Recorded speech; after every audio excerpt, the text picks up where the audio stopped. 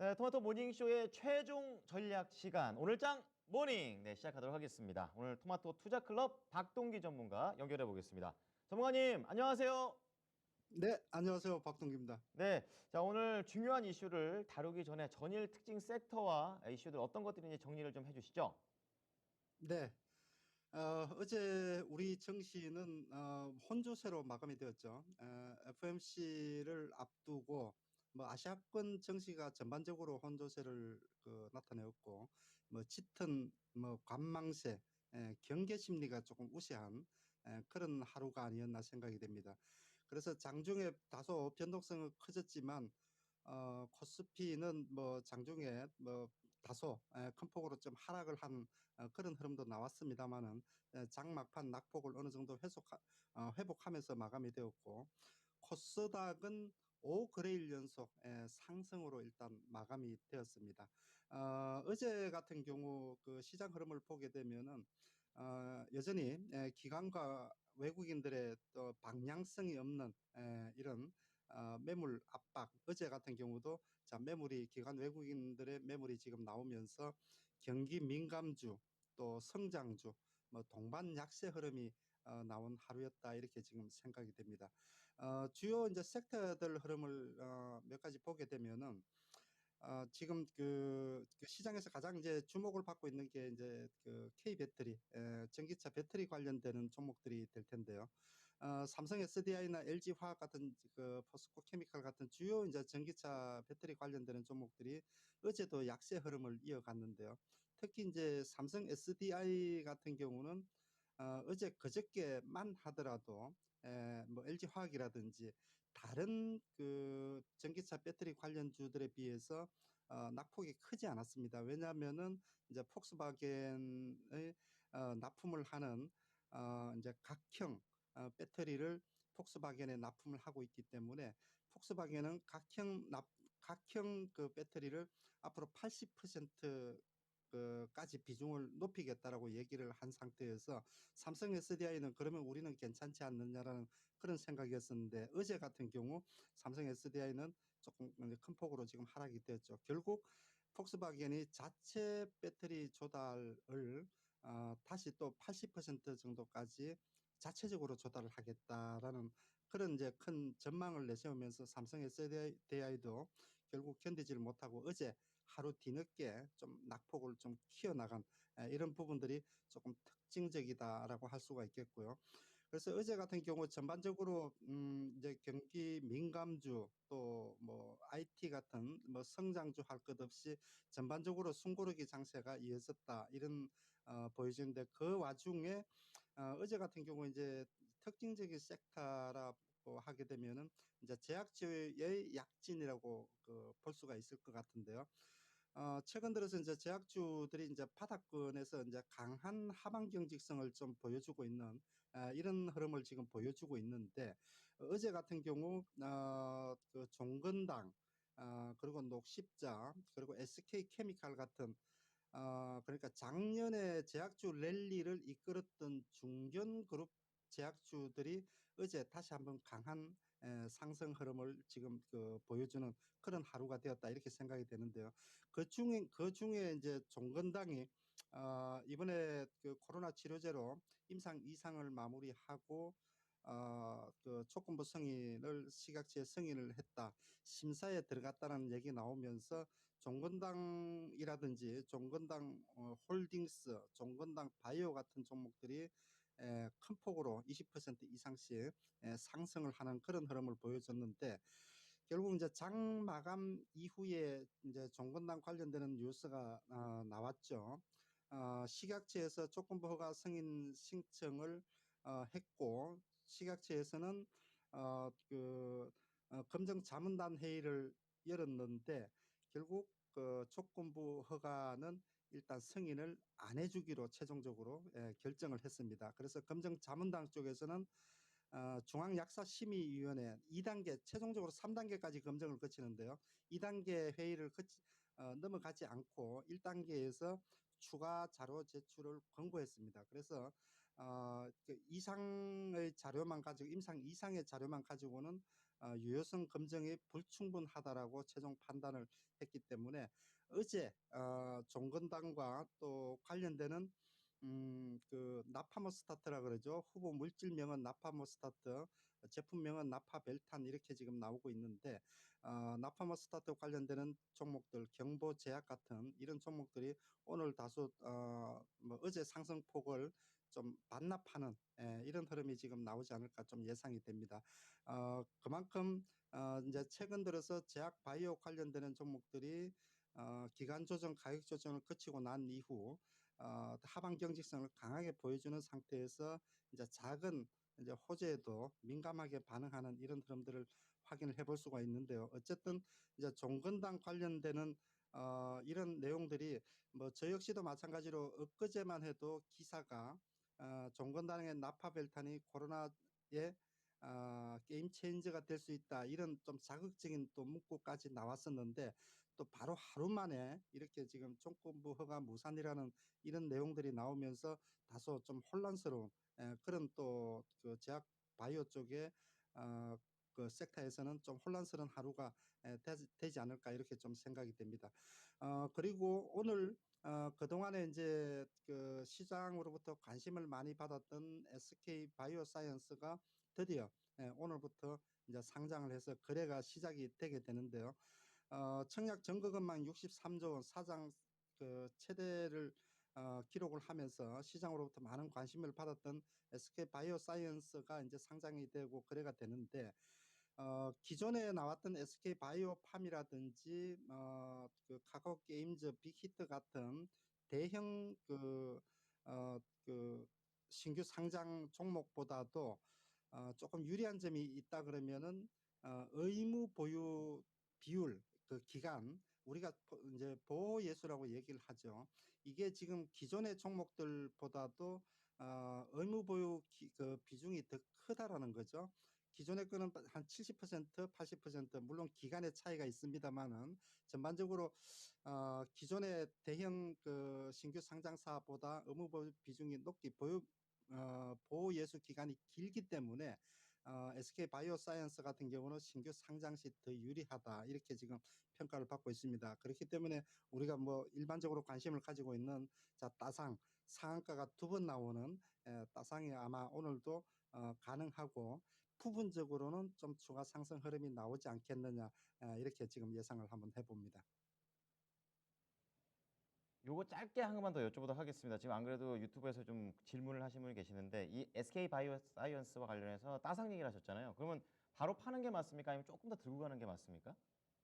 그래서 제가 이제 부분적으로라는 이제 표현을 썼었는데 오늘은 아마 동시효과의 상한가가 나오고 장중에 다시 한 번 더 상한가가 나올 가능성이 일단은 높다라고 보여지고요.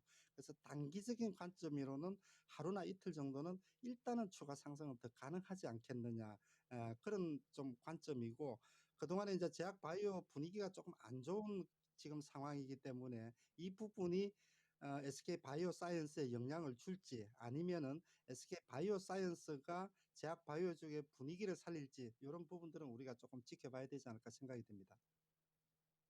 네. 자, 워낙에 IPO 되어있기 때문에 한번 질문을 드려봤습니다. 자, 그렇다면요. 전일 증시가 숨고르기를 할 수밖에 없었던 이유 바로 이것 때문입니다. 간밤에 나왔던 바로 FOMC 결과가 되길 텐데 아무래도 이 핵심 내용과 시장에 영향을 미쳤던 그런 영향력까지 전문가님의 시각으로 분석 부탁드립니다. 네, 그렇습니다. 지금 어제 FOMC가 이제 일단 마감이 되면서 결국 그 미국 3대 지수가 상승 마감이 되었는데요.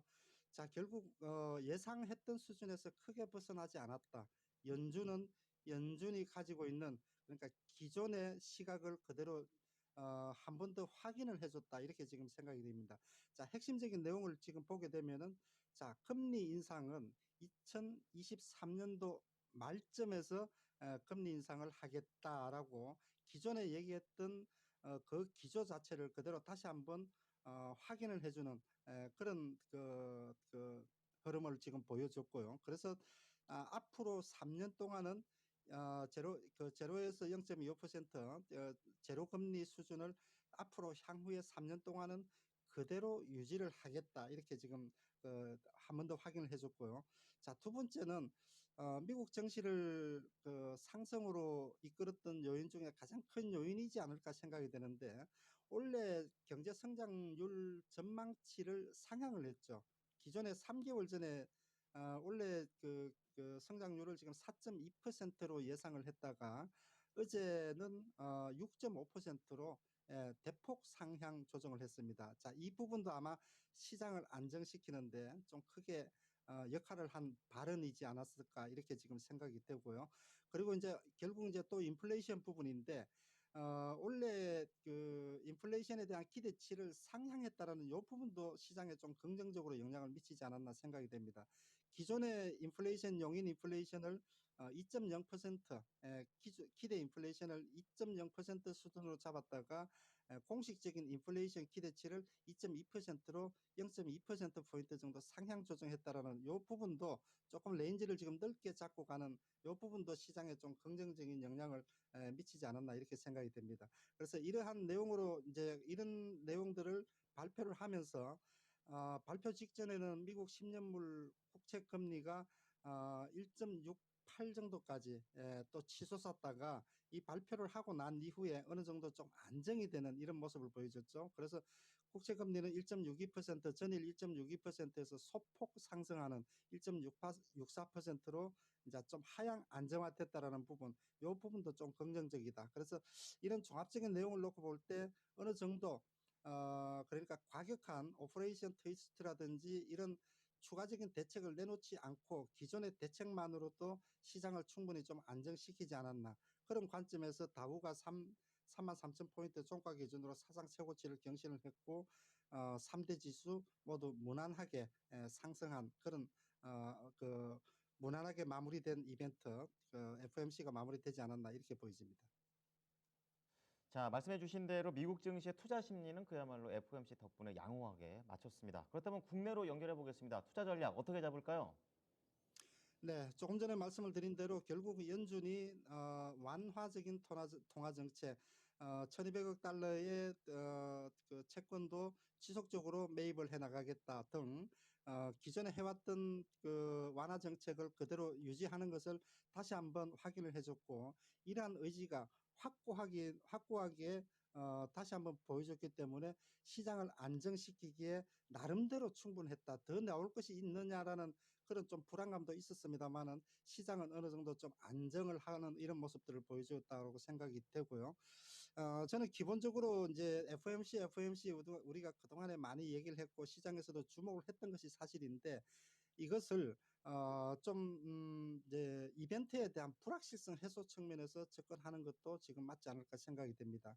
그래서 다소 어떻게 될지 모르는, 어떤 발언을 할지 모르고 또 시장이 어떻게 반응할지도 모르는 이런 불확실성이 어느 정도 해소되었다라고 생각이 되고요.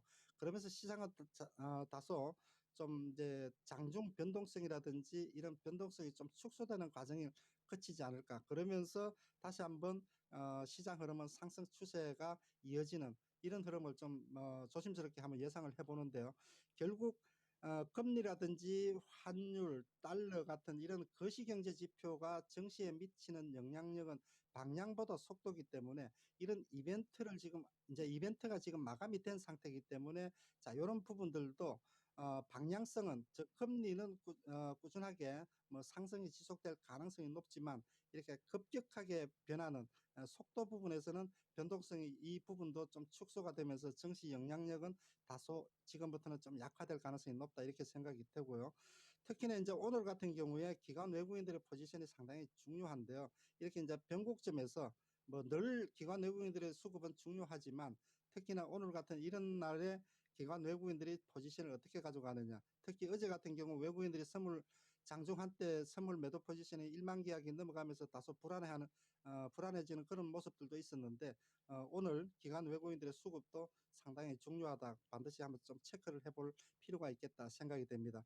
결국 뭐 늘 제가 말씀을 드리지만은 그 주가에 미치는 영향은 금리는 단기적으로 영향을 미치게 되는 요인이 될 테고, 결국 주가의 중장기 흐름은 경기가 좌지우지하는 그런 핵심적인 포인트이기 때문에 경기 올해도 역시 마찬가지로 경기 회복 쪽에 포커스를 맞춘다 그러면은 시장 흐름은 단기적으로는 다소 불안한 모습을 보이더라도 중기적으로는 상승 쪽으로 좀 포커스를 맞추고 전략을 세우는 것이 유리하지 않을까 이렇게 보여집니다. 그러면 오늘 장에서 지켜봐야 될 관심주 어떤 종목 골라오셨습니까? 자, 오늘은 엔터주에서 빅히트라는 종목을 관심주로 꼽아봤는데요. 자, 어제 상승 흐름이 무난했죠. 최근 들어서 빅히트에 관련되는 증권사 리포터들도 뭐 상당히 긍정적인 이제 보고서들이 상당히 많이 나오죠. 30만 원 이상까지 목표가를 이제 올려잡는 그런 증권사 리포터들도 많이 나오는 엔터주 중에서 뭐 기존의 엔터 3사하고 비교를 한다 그러면은 뭐 단연 돋보이는 그런 그 자리매김을 한 종목이지 않을까 이렇게 생각이 됩니다. 자, 그 근거로는 지금 그러니까 작년 4분기 매출액이 117%, 2배가 넘었다라는 거죠. 영업이익도 122% 증가. 그러니까 지금 이제 코로나 사태로 뭐 글로벌 콘서트라든지 국내 콘서트도 전혀 못하는 이런 상황에서 어떻게 매출액이 2배가 넘을 수 있고 영업이익이 2배를 넘어갈 수 있느냐. 자, 이 부분이 중요한 포인트이고 증권사 리포트들도 목표가를 상향 조정하는 가장 큰 포인트가 아닐까 생각이 되는데요.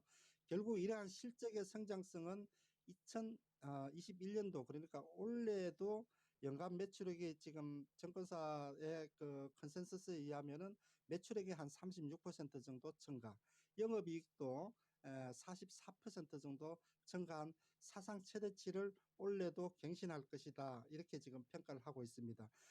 지금 이렇게 빅히트를 기존 엔트 3사하고 다르게 지금 평가하는 가장 큰 그 요인이라 그러면은 그 플랫폼 비즈니스로서 이번에 코로나 사태가 터지더라도 글로벌 콘서트를 못 하더라도 이렇게 지금 성장성을 보여주고 있는 것은 결국 팬덤 전문 플랫폼 비즈니스를 지금 이미 시작을 했고 이 부분에 대해서 좀 믿음이 좀 강하다. 그래서 앞으로 사업 역량이 탄탄하고 또 그 성장할 것이다. 이렇게 지금 평가를 하고 있습니다. 그래서 지금 결국 그 네이버로부터 브이라이브를 인수를 하면서 네이버로부터는 기술력을 인정을 기술력을 받고 또 자사가 가지고 있는 콘텐츠를 지금 활용을 하면서 기존에 가지고 있는 위버스 이것뿐만이 아니라 다양한 그 콘텐츠를 지금 영입을 하는데 저기 그 최근에 가장 우수한 뭐 가수라고 할까요? BTS뿐만이 아니라 블랙핑크 같은 1, 2, 3위 그 우수한 아티스트를 이제 영입을 확정을 했죠. 그러면서 라인업이 지금 강화가 되면서 앞으로 지속적으로 플랫폼 비즈니스 자체가 성장할 가능성이 일단은 높다 이렇게 보여집니다. 그래서 결국은 기존의 엔트 3사와는 차별화된 이런 흐름들이 지금 나올 것이다. 결국 기존의 그냥 단순 엔터가 아니라 플랫폼 사업자로서의 강력한 성장성을 유지해 나갈 것이다. 이렇게 지금 평가를 하고 있는데요. 가격적인 흐름을 보면은 차트상 흐름에서 지금 나오는 것처럼 23만 원까지 지금 반등을 주고 있는데 23만 원 정도 전후 매수면은 뭐 크게 무리가 없을 것으로 보여지고 그리고 목표 가격은 28만 원 그리고 손절 라인은 지금 직전 저점인 20만 원까지 조금 넓게 잡아서 대응을 하면 크게 무리가 없지 않을까 이렇게 보여집니다. 자, 오늘 관심주는 빅히트가 되겠습니다. 가격 전략 다시 한번 정리를 해드릴게요. 매수가 23만 원, 목표가 28만 원, 손절가 20만 원을 제시를 했습니다. 전문가님 잘 들었습니다. 네, 감사합니다. 네, 지금까지 토마토 투자클럽 박동기 전문가와 함께한 오늘장 모닝이었습니다.